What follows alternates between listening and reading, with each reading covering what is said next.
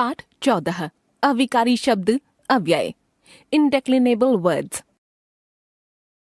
आप पढ़ चुके हैं कि हिंदी में व्याकरण की दृष्टि से भाषा में प्रयोग किए जाने वाले शब्द के दो भेद होते हैं। क विकारी शब्द संज्ञा, सर्वनाम, विशेषण, क्रिया। ख अविकारी शब्द। विकारी शब्दों के बारे में आप पिछले अध्यायों में पढ़ चुके हैं। आइए अब अविकारी शब्दों के बारे में पढ़ें। अविकारी शब्द अ शब्दांश तथा विकारी शब्द से मिलकर बना है, जिसका अर्थ होता है जिसमें विकार यानी परिवर्तन न हो, अर्थात लिंग, वचन और पुरुष से जो प्रभावित न हो। इन शब्दों को अव्यय भी कहा जाता है।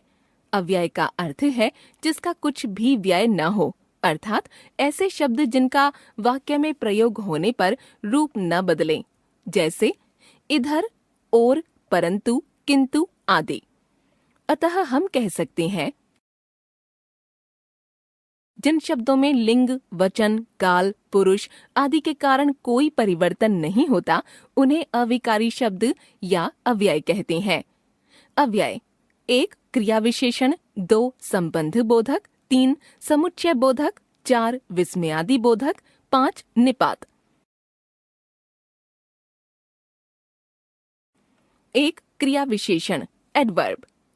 रमन अंकल इधर आ रहे हैं। वे आजकल अधिक दिखाई नहीं देते। पहले तो प्रतिदिन हमारे घर आते थे। अच्छा, अब आज अचानक कैसे आ रहे हैं? इस बातचीत में इधर, आजकल, अधिक, प्रतिदिन तथा अचानक शब्द क्रिया की विशेषता बता रहे हैं, इसलिए ये शब्द क्रिया विशेषण हैं। जिन शब्दों से क्रिया की विशेषता का पता चलता है वे क्रिया विशेषण अव्यय कहलाते हैं। क्रिया विशेषण के भेद। क्रिया विशेषण के 4 भेद हैं। क्रिया विशेषण 1 रीतिवाचक क्रिया विशेषण, 2 कालवाचक क्रिया विशेषण, 3 स्थानवाचक क्रिया विशेषण, 4 परिमाणवाचक क्रिया विशेषण। रीतिवाचक क्रिया विशेषण जिन क्रिया विशेषण शब्दों से क्रिया के होने की विधि या रीति का पता चले उन्हें रीतिवाचक क्रिया विशेषण कहते हैं। जैसे कछुआ धीरे धीरे चलता है, कृषि के लिए वन लगातार काटे जा रहे हैं, गाड़ी तेज चल रही है, मामा जी अचानक आए। उपर्युक्त वाक्यों में आए रंगीन पद धीरे धीरे, लगातार, तेज तथा अचानक द्वारा यह बोध हो रहा है कि क्रिया के होने की रीति या ढंग क्या है। अतः ये सभी शब्द रीतिवाचक क्रिया विशेषण हैं। क्रिया में कैसे लगाकर प्रश्न करने पर उत्तर के रूप में जो शब्द प्राप्त होता है वह रीतिवाचक क्रिया विशेषण होता है।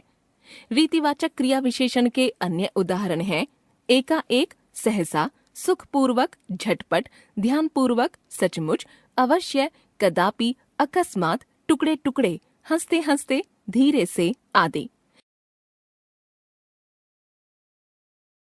कालवाचक क्रिया विशेषण जो शब्द क्रिया के होने के समय का बोध कराते हैं उन्हें कालवाचक क्रिया विशेषण कहते हैं। जैसे हमें प्रतिदिन व्यायाम करना चाहिए, नेताजी अभी अभी आए हैं, मैं आगरा परसों जाऊंगी, हम प्रतिवर्ष हरिद्वार जाते हैं। उपर्युक्त वाक्यों में आए रंगीन शब्द प्रतिदिन, अभी अभी, परसों तथा प्रतिवर्ष क्रिया के होने के समय का बोध करा रहे हैं। ये सभी कालवाचक क्रिया विशेषण हैं।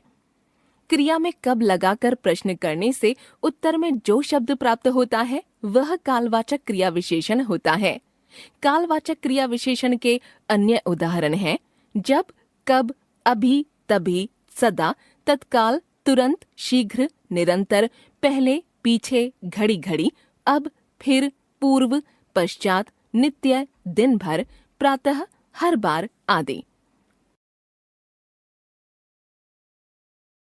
स्थानवाचक क्रिया विशेषण जो क्रिया विशेषण यह बताए कि क्रिया कहाँ हो रही है, अर्थात जो क्रिया के होने के स्थान की ओर संकेत करें उन्हें स्थानवाचक क्रिया विशेषण कहते हैं।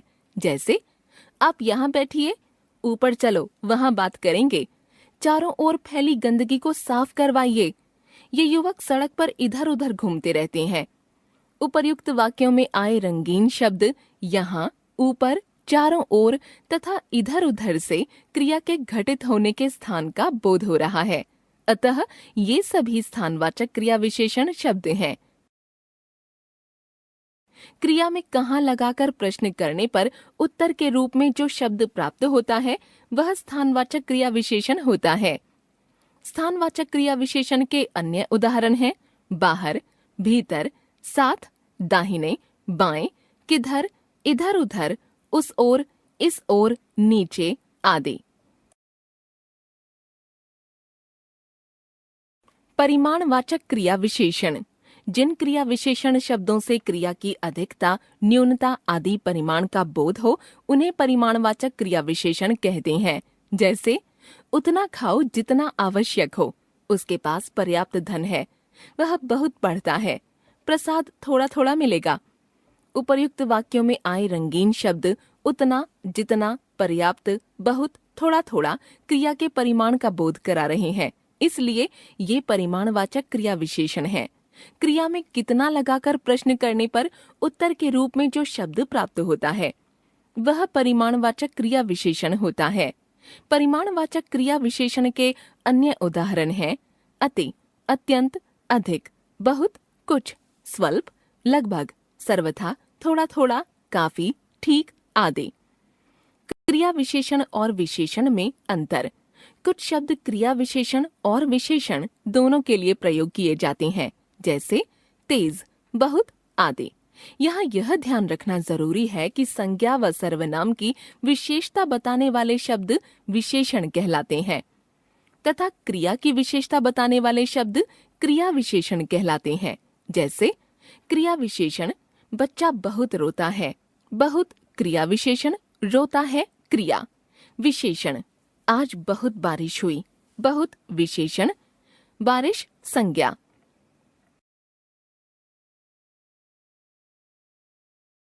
हम जान गए क्रिया विशेषण अव्यय का अर्थ है जिसका कुछ भी व्यय न हो, अर्थात ऐसे शब्द जिनका वाक्य में प्रयोग होने पर रूप न बदले। अव्यय 5 प्रकार के हैं।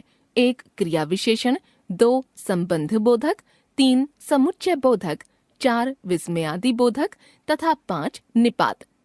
क्रिया की विशेषता बताने वाले शब्दों को क्रिया विशेषण कहते हैं। क्रिया विशेषण के 4 भेद हैं। 1 रीतिवाचक, 2 कालवाचक, 3 स्थानवाचक तथा 4 परिमाणवाचक।